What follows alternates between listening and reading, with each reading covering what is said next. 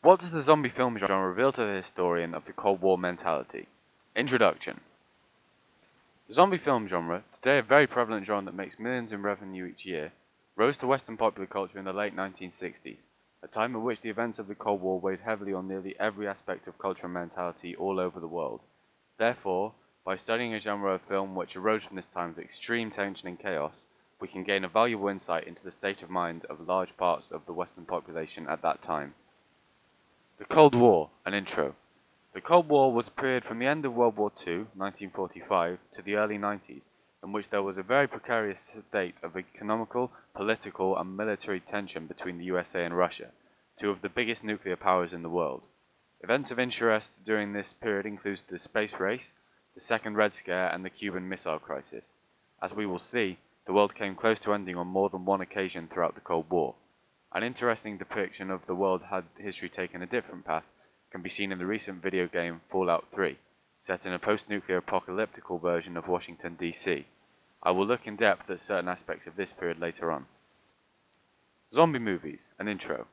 Zombie movies are classically set in a post-apocalyptic world where the viewer follows a handful of survivors through a desolate and treacherous landscape. A good example of a classic zombie movie setting can be seen in the recent remake of the film I Am Legend, in which Will Smith inhabits a desolate and empty New York, which at night is overrun by flesh-hungry, deformed zombies. Which brings me on to the second important aspect of zombie films, the zombie virus. Generally, zombies will catch their victims and eat the good stuff, shortly after which their victim will rise again to join the ranks of the undead. The origins of the zombie lie in Afro-Caribbean spiritual belief system named voodoo. Zombies were brought into Western popular culture largely on the back of the success of the 1968 film Night of the Living Dead. I will now take the two main aspects of zombie movies that I discussed in the previous paragraph and see what I can discover about the Cold War mentality through relating these to what I know about the Cold War. Aspect 1. Post-apocalyptic setting. As I discussed earlier, films featuring zombies generally take place in landscapes that feature civilization in ruins. To a modern reader, this concept may seem fairly fantastical or far-fetched. However, around the time these early zombie movies were written and produced, the nuclear apocalypse could have almost been described as inevitable. A good piece of evidence to back up this claim is the Cuban Missile Crisis of 1962. This was when Russia set up nuclear warheads targeting the USA on Cuba, an island just off the east coast of the States. For the entirety of this crisis, both nations had their fingers hovering over the buttons to launch their nuclear arsenals, a move which, if carried out, would have led to the complete and utter destruction of civilization as we know it today. What's more, the population had already seen what a nuclear weapon could do to a civilized area, with the bombing of Hiroshima and Nagasaki in World War II.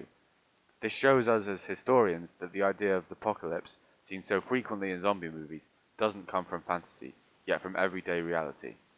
Secondly, another idea in support of the fear of the apocalypse was the feared spread of communism throughout the world. Communism was the USA's biggest fear, the modern-day witch hunt. Their fear of the spread of the communist disease was a main factor in their contribution to World War II. They believed that this political virus was intent on destroying their great nation. On American propaganda posters, the flag can be seen burning in the background above the terrible, dirty communists. So, in consolidation, there was a real threat for the USA of both nuclear obliteration and of being torn apart from within by communism.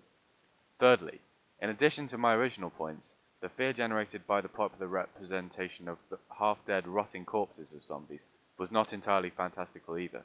The nuclear disasters that we have witnessed have showed us that not only the initial devastation, yet the illness and deformation caused by the residual radiation. Meaning that if there was a nuclear apocalypse, many of the survivors would also be grotesquely deformed. Aspect 2. The zombie virus. The idea that zombies are people who have been infected with a virus is fundamental in many modern-day films. I do not think it is a coincidence, therefore, that the USA that they originated from saw a deadly virus spreading throughout the world, turning all those it touched into anti-American terrorists. The main event I will look at here is the Second Red Scare, a time at which many upper-class Americans thought to have links with communism were prosecuted and sometimes even sent to jail on very shaky or non-existent evidence. This was all due to the USA's fear of a communist conspiracy against them. A good film to use an example of this would be Invasion of the Body Snatchers, in which aliens infiltrate the minds of ordinary people in society. This promotes the political idea that you had to be careful as you never knew just who would be a communist.